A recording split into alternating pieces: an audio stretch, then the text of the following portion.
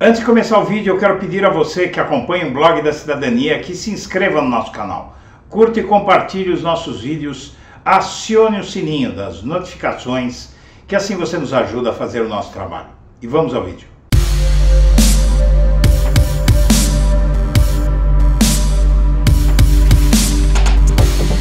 Boa noite, senhoras e senhores. Hoje é 22 de setembro de 2022. São 19 horas.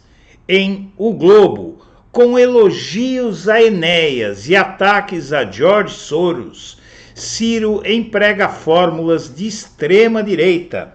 A Associação Israelense, acredite se quiser, acusa o candidato do PDT de antissemitismo e PSOL vai processar Ciro Gomes.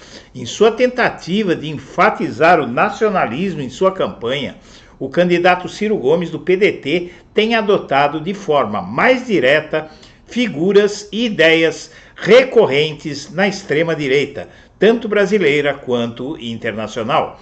Nas últimas 48 horas, o candidato elogiou o ex-deputado federal Enéas Carneiro, falecido em 2007 e ícone de ultraconservadores contemporâneos brasileiros, além de fazer insinuações relacionadas ao bilionário e filantropo Jorge Soros, similares a teorias conspiratórias da extrema-direita global que organizações judaicas associam ao antissemitismo.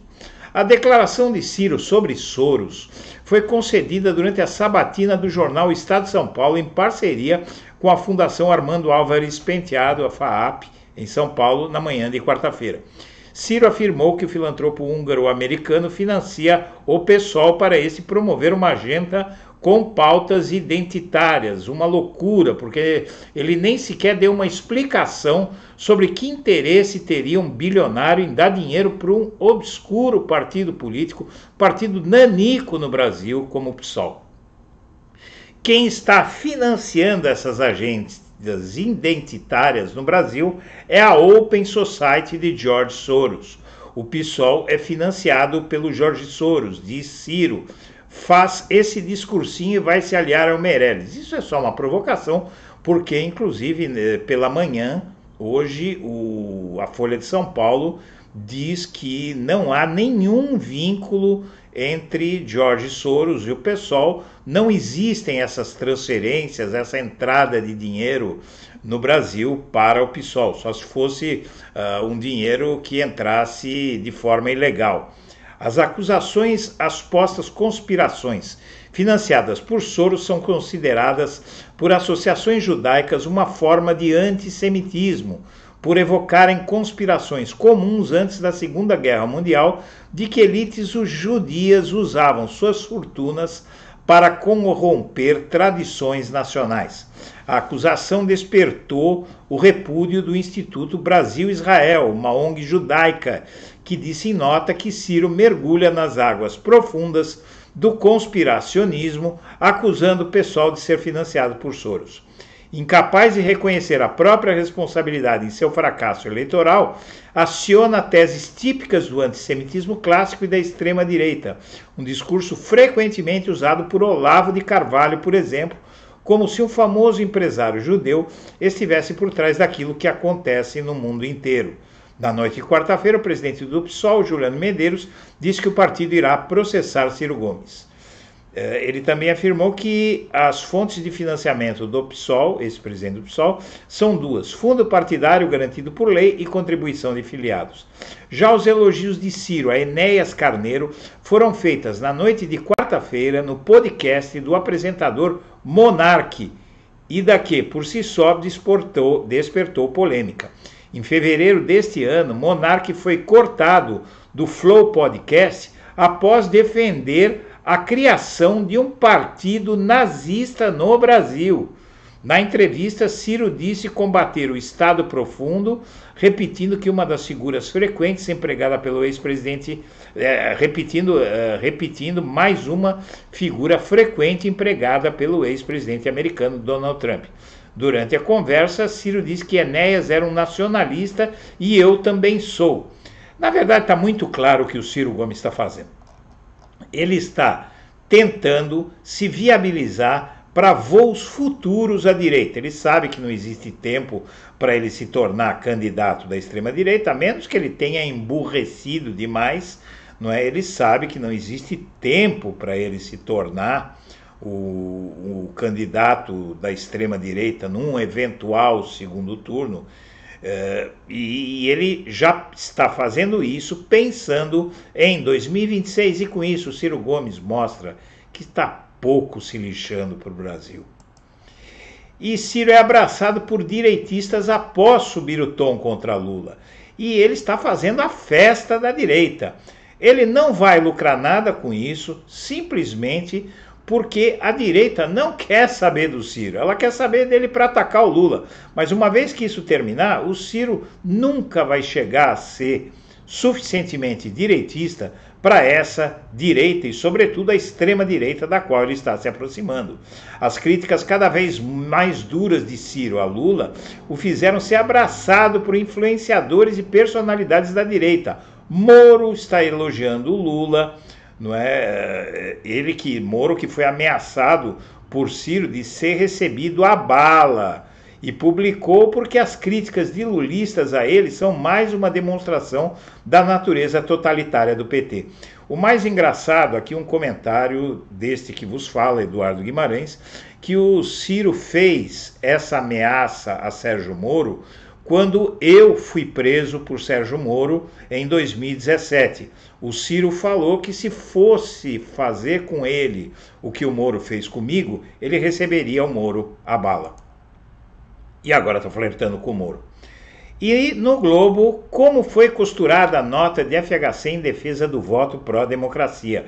A nota divulgada nesta quinta-feira por Fernando Henrique Cardoso em defesa do voto pró-democracia foi costurada por diversas mãos. A iniciativa para que o posicionamento do ex-presidente se tornasse público foi articulada por seus filhos, Beatriz, Luciana e Paulo Henrique, em conjunto com integrantes da Fundação Fernando Henrique Cardoso.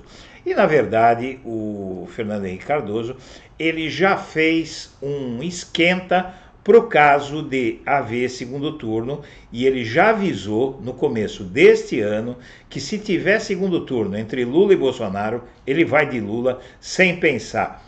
E muitos leram na carta de Fernando Henrique Cardoso, publicada hoje, na verdade uma nota, muitos, na verdade, leram que se trata de menção a Lula quando ele diz o perfil de presidente que ele gostaria de ver representando o Brasil, de ser eleito no Brasil. E ele falou porque ele falou, por exemplo, da questão indígena. A Simone Tebet saiu dizendo que o Fernando Henrique falou isso para ela, porque o PSDB está aliado ao MDB, e com isso ela acha que o Fernando Henrique Cardoso está se referindo a ela, mas não é verdade, até porque a Simone Tebet não tem as pautas que o Fernando Henrique Cardoso diz que um presidente deveria defender. São pautas todas ligadas a Lula. E tanto é prova que o PSDB, em seguida à defesa velada de voto de FHC ao Lula, o PSDB deu uma resposta. Sem citar nomes dos candidatos, o ex-presidente pregou o voto em quem defende o combate à pobreza e à desigualdade.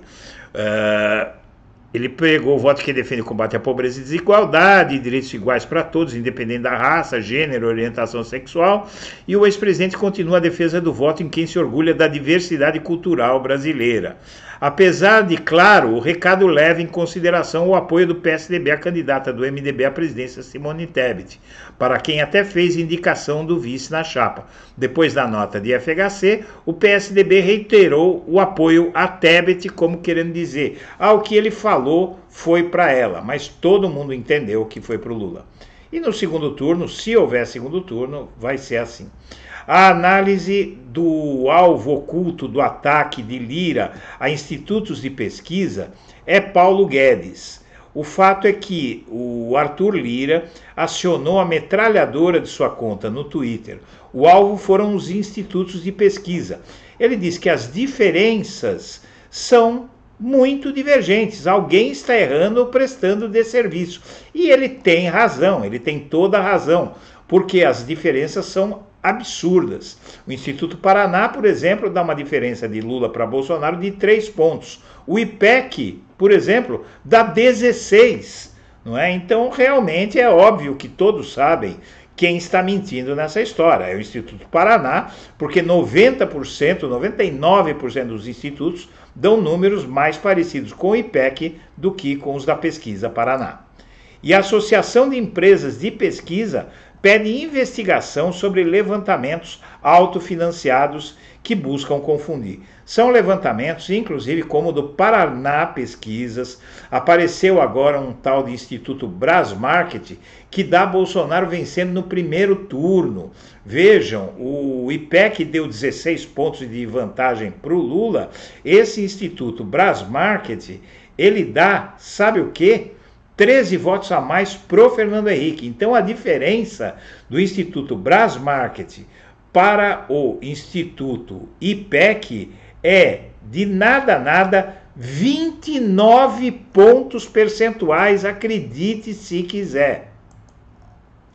E em Minas Gerais, o Bolsonaro encontrará aliados na mira da CPI. Nessa sexta-feira, Lula e Bolsonaro estarão em Minas Gerais para seus atos finais de campanha. O último giro de Bolsonaro em Minas é visto com preocupação por aliados, já que ele estará em Divinópolis, terra natal de Cleitinho Azevedo, candidato bolsonarista ao Senado, onde o assunto do momento é uma CPI da Câmara de Vereadores sobre corrupção em gastos de educação que envolvem essa pessoa. E no Correio Brasiliense, a campanha de Lula faz reunião com Alexandre de Moraes para discutir a violência nas eleições. Essa reunião foi necessária porque o STF e, sobretudo, Moraes consideram que o Lula é o principal alvo de eventuais ataques violentos durante a campanha eleitoral e, sobretudo, se houver um segundo turno. Então, essa conversa é mais do que oportuna. E Boulos rebate os ataques do Ciro em Sabatina e chama o Ciro de palhaço. O candidato a deputado federal pelo PSOL, Guilherme Boulos, ironizou a viagem de Ciro a Paris nas últimas eleições. Au revoir, disse Boulos, que quer dizer até logo. Em encontro com idosos, inclusive o Lula, segundo o Globo, diz que vai recriar o Ministério da Previdência. E Lula pediu também que as pessoas estejam atentas com provocações no dia da eleição. O Lula teve contato com idosos hoje, pediu a eles para não deixarem de votar, que o Brasil precisa deles. E é entre os idosos que o Bolsonaro tem sua mais baixa avaliação. E por fim, a pesquisa Datafolha vai sair às 19h45 de hoje. A margem de erro da pesquisa é de 2 pontos percentuais e deve confirmar os institutos Quest e IPEC, que mostram a ascensão de Lula.